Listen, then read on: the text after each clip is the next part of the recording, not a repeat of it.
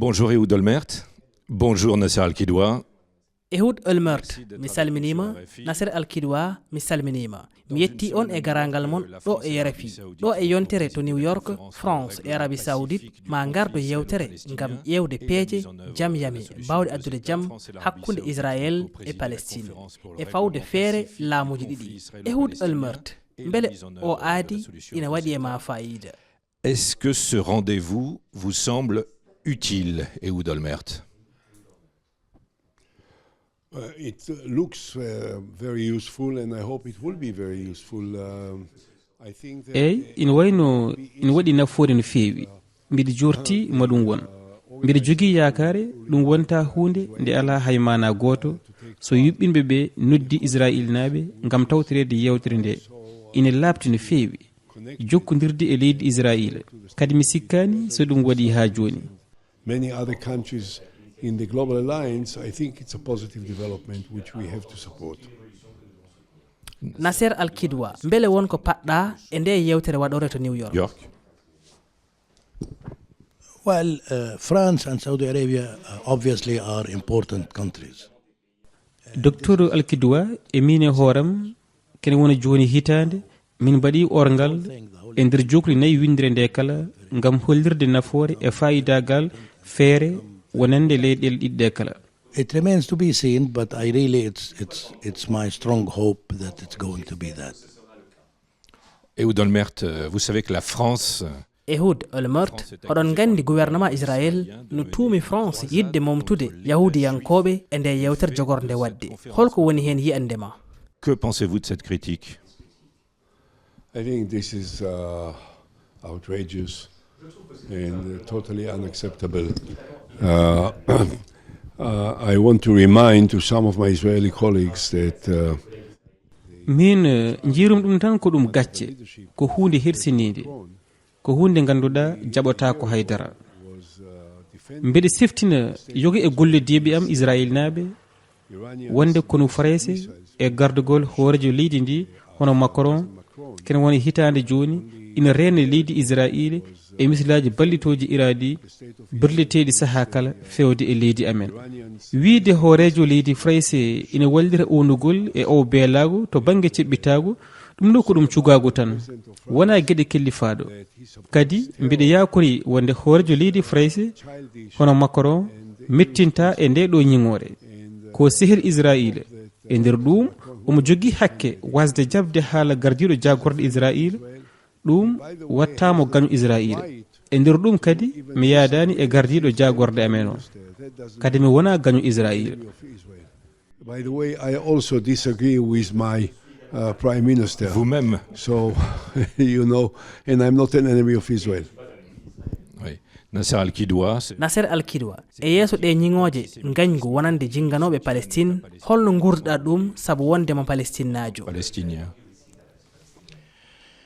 Well, yes, you are right, and it is an unfortunate phenomenon because we all have to be against anti-Semitism. But a haali gonga ko hunde mettude no feewi sabu enen fof eɗen poti salade haɓade gañamtumago yahudi kono ngam haɓade ɗum alay sago cifuɗen ɗum no moƴƴi so wona ɗum eɗen keewi jillodirde e kala ko ene usto hare londinde yahudnaɓe. ɗum ko hunde bonde mbiɗa sikki noon eɗen goni e lawol peewal. And that is the danger. So I hope that we'll take the right steps in the right direction. Mbele neɗɗo no wawi wadde ñiŋoje faade Israël ko alda e gañgu?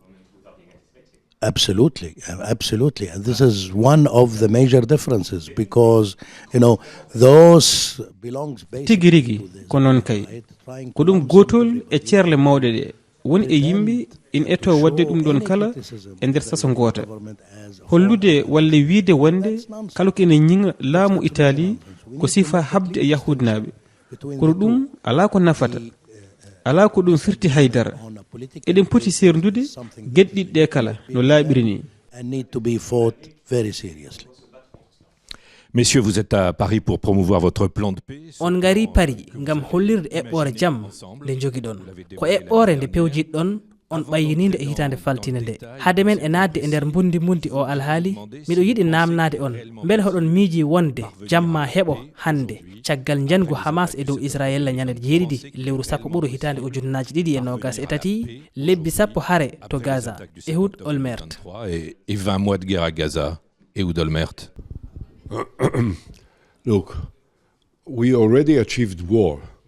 So this we did for obvious en reasons. keɓi wadde walde ɗum waɗi ngam dalilaji labtuɗi ina weeɓi famde wonde har Israël e Hamas to Gaza nde woɗotako ɗum fof fuɗɗiri koye bonandeji wargo ujunere e temedde ɗiɗi ɓiɗɗo leydi Israël e nder galleji mumen e nder cuuɗi mumen e nder jewtirde mumen tawi en gondi e cakkirɗe mumen waɗi yanaɓe mi waɗi yimɓe ɓe koye mumen taƴa sukaɓe rewɓe mawɓe joom duuɓi en e ko nandi hen hare nde ko hunde nde ganduɗa woɗotako Israël ala ko wawi goɗɗum so wona wadde ko leydi ndi waɗi ko hunde wotere tan wawi waylude janggo diwal ngal ko darde tinde e nunɗude gam safurude ɗum lawol gotol That can really change the balance in the Middle East. This is the strategy, this is what we have to do. Ehud Olmert, un mot encore. Ehud Olmert seeɗa tan e konngol ma holko wawi nannude gouvernement Israël oɗo saaha ngam ɓe dartina piyanɗe maɓɓe e nder Gaza. Militaire à Gaza. No one. Personne. That's why hay goto ko ɗum waɗi laamu ngu ina foti lomtinede ko ɓuuri yawde sooner the better. mbiɗa ko hay goto ko hay hoorejo leydi Amérique o. Well, the American president is not part of the Israeli government, but if you ask ngal ɗo whether the luural American president dartiyankewal hakkunde can amen make a e difference, palestinaɓe yes, he certainly dawal can gandal make a ngal difference.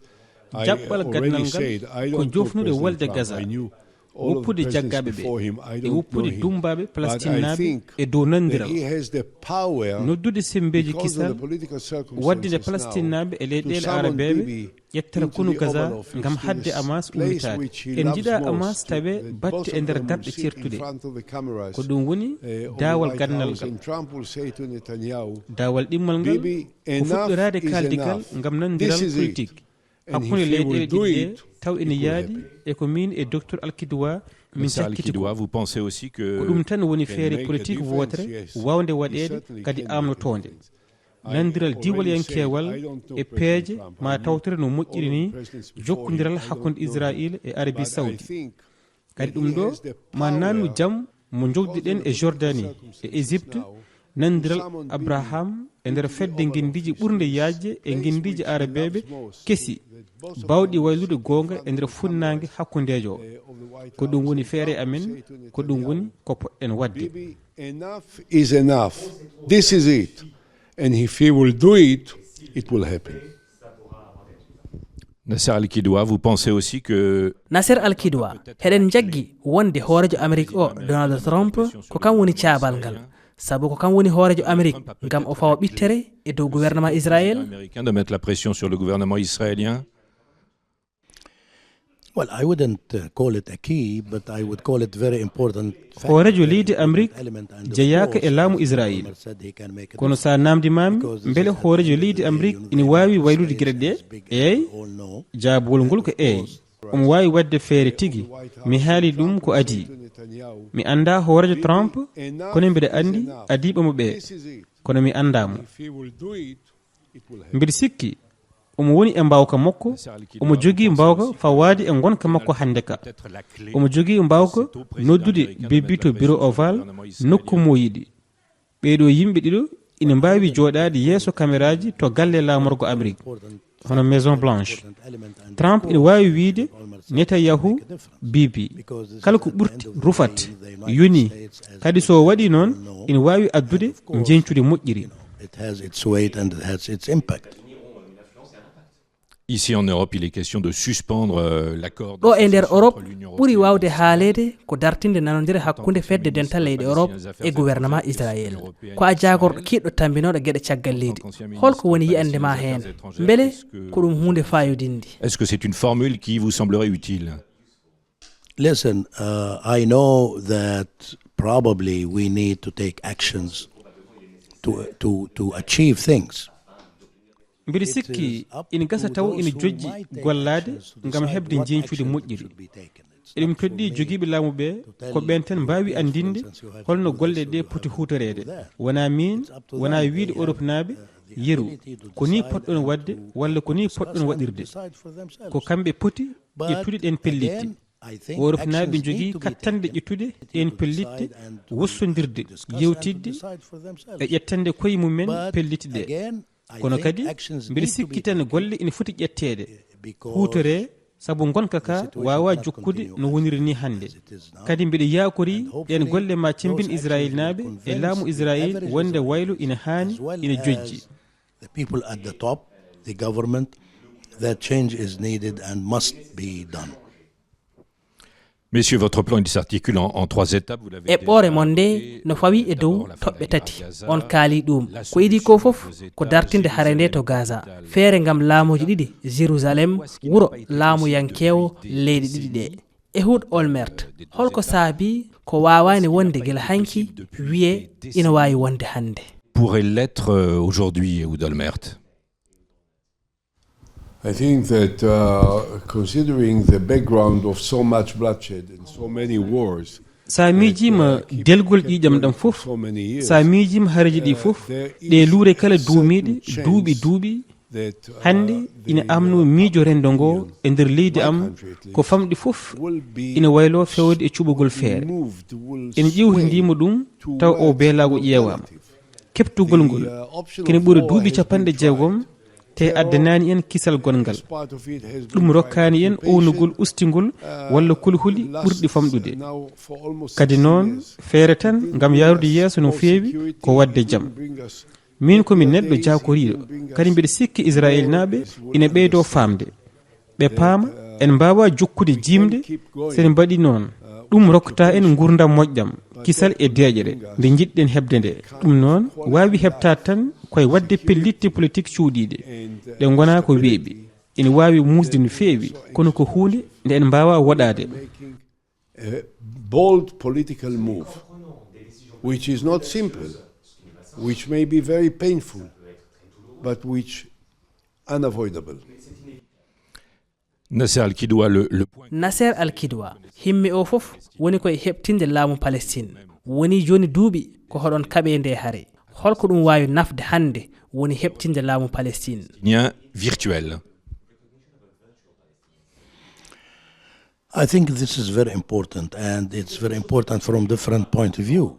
ko hunde tengtude e laabi kewɗi ɗum waylata gonka leydi ndi e nder ñalawma gooto a haali goonga kono ma ɗum jogo batte ɗiɗi tengtude ko adi fof ɗum ma addan leyɗele keptinoje Palestine ƴettude ɗeɗo pellitte ma waɗa ko teskini min jii ballal ngam feere wonande leyɗel ɗiɗi ɗe tuugiide e keeri 1967 batte ɗimme ɗe ma neldu bangeji ɗiɗi ɗi kala mande moƴƴere ma ɗum hollu wonde laawol yeeso ngol ko rewrude e feere leyɗele ɗiɗi ɗe geɗe ɗe ina keddi ko goonga kono ngol laawol ma en mbaɗ pellitte laaɓtude kadi ko jiɗmi wiide heen ko gooto fof ina jogii darnde muɗum heerinde minen Palestine naaɓe e Israël naaɓe wonɓe e dingal ngal eɗen jogii darnde pelle windirankoje ɗene ina jogii kañum enne darnde mumen on the ground as well as the international community that have to live up to its own responsibilities.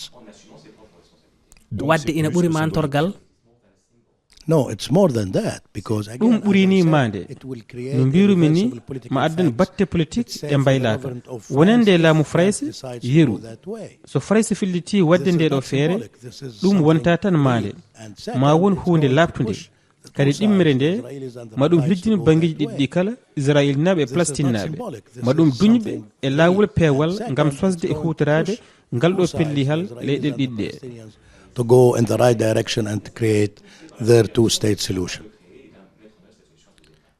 Messieurs, ce n'est pas vous faire injure. wona noon yennore faade mon onon ɗiɗo ko on jagorɓe ɗiɗo hiiɗɓe an ka hoorejo jagorɓe kiɗɗo Israël woni Ehud Olmert an ka jagorɗo Palestine tambinoɗo jokkodire woni Nasser al-Kidwa holto sukaɓe hande ɓe goni holto ardiɓe yiɗɓe jaam ɓe goni Ehud Olmert. Dirigeants qui veulent la paix Ehud Olmert.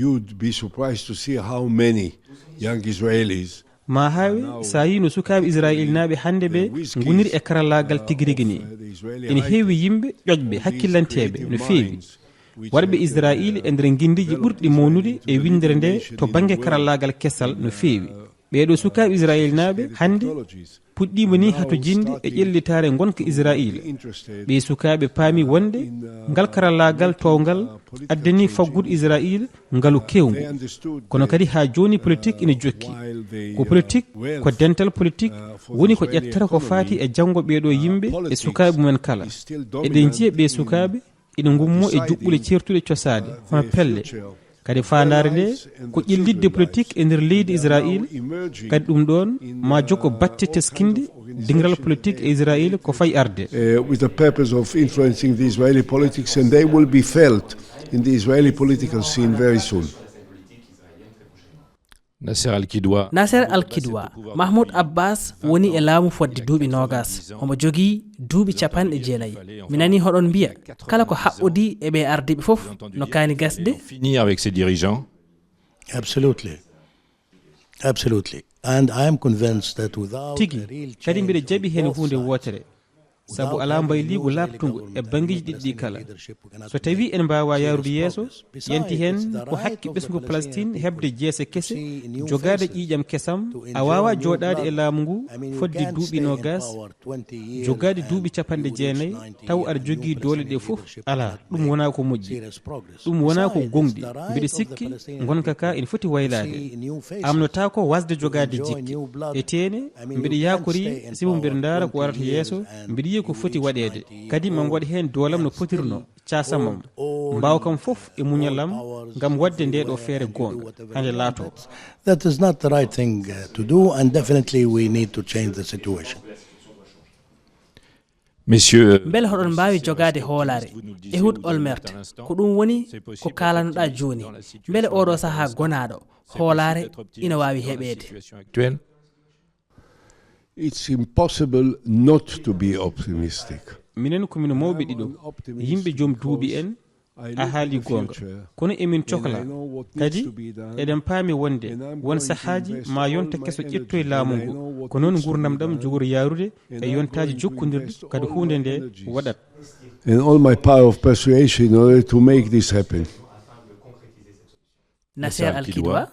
Well, we are two old guys, as you say. amnota ko wasde jogade jikki e tene mbiɗa yakori simo mbiɗa daara ko warata yeeso mbiɗa yiya ko foti waɗede kadi mam waɗi hen doolam no potirno casamam mbaw kam fof e muñalam ngam wadde nde ɗo feere gonga hande laato minen komin mawɓe ɗiɗo yimɓe joom duuɓi en a haali gonga kono emin cohla kadi eɗen paami wonde won sahaji ma yonta keso ƴettoye laamu ngu ko noon gurdam ɗam jogori yarude e yontaji jokkodirɗe kadi hunde nde waɗat. This is the logic of life, successive generations, and it's going to happen. onon fof on jarama mi yetti on e garangal mon e nder haalirde Radio France windere.